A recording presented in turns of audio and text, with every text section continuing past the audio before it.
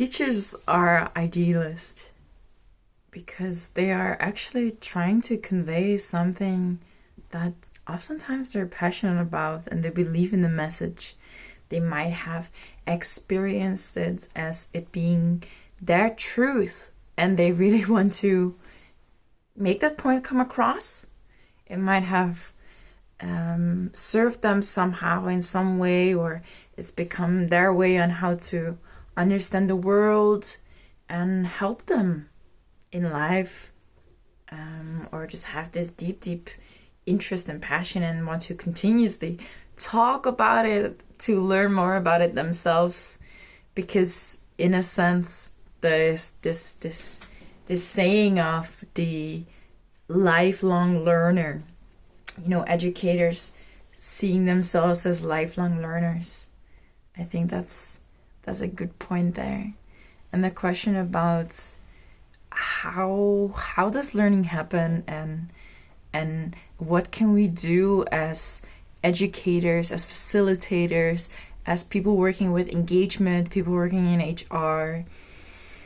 How do we learn? And I spoke to a person today and he said, I was looking at all these metrics and trying to understand how can people learn from games, because he wanted to convince his boss about the benefit of learning through games. And the work that we're doing, we are learning through games, and we use gamification, we use dialogue tools. And I started to share this analogy that I have about how I see learning happening, because in a sense, I imagine kind of, when you are already a whole space, and for you to learn, you need to first somehow crack open a little bit and then allow whoever or whatever it is that wants to infuse itself, themselves, or the topic itself in you. You need to be able to receive it. So, participants, students, when you are receptive, you are open, you are malleable, something new can come in to be transformed.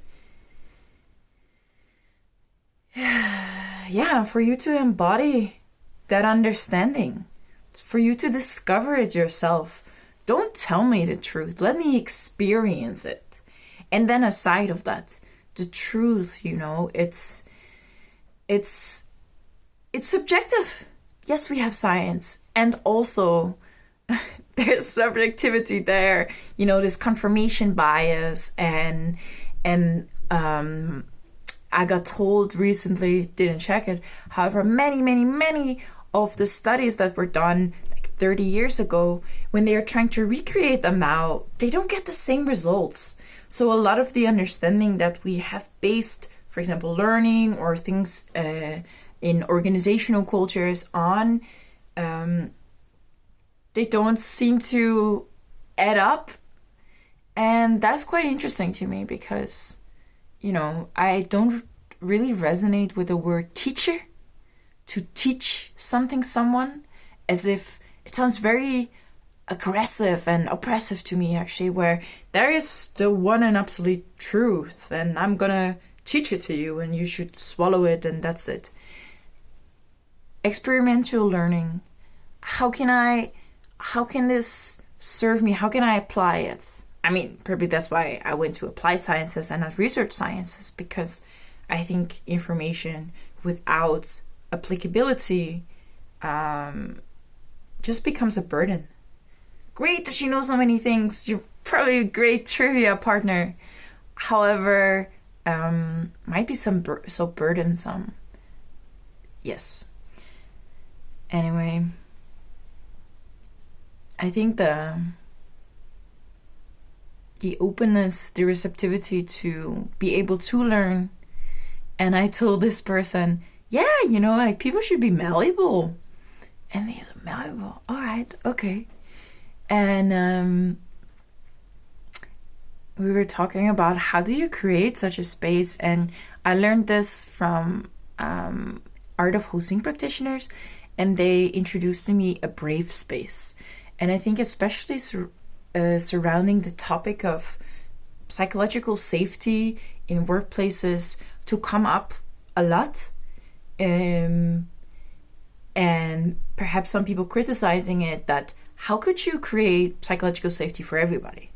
That's not even possible. And then how I look at that is that, yes, people have different needs, and I think it's not up to us to predetermine all the needs that are there, because there's so many, and we have different thresholds until where we can go, onto how sensitive and sensitive we are to it. Yeah. So the brave space, in that sense, is about the person opening the space, the teacher, the facilitator, the guide, the environment, so the classroom, the park, the campfire, the conference. And then I guess the tools and stuff that you're bringing in, the elements, and then the receptivity of the person. And, I think as whatever you can have in your control, it's whatever you are bringing in. So how can you as a person, as a facilitator, as a teacher, create that brave space? And somehow I feel, because I've been in places where I really felt that they were creating these brave spaces, and for me the indicator is, can people speak up, and can people follow their somehow immediate needs? If there's a person that needs to pick up their kids, okay, they need to be able to go. In general, it's a choice to be in a space of learning, or it should be a choice to be in a space of learning, especially when you're adults, right? If you're out of the school system, hopefully it's becoming a choice now to do learning, because, I cannot change any other person unless they want to. I can speak to something that is within you already, that wants to birth, that wants to emerge, that wants to be ignited. I think the best learning happens after somebody asks a question, right? So I understand that we are so used to giving so much information. Our messaging is long. And I probably don't think that's the way to go. But when we get excited, or we feel, okay, when I say this, then this and this and this is important, I would be so curious to follow a teacher who does intuitive teaching.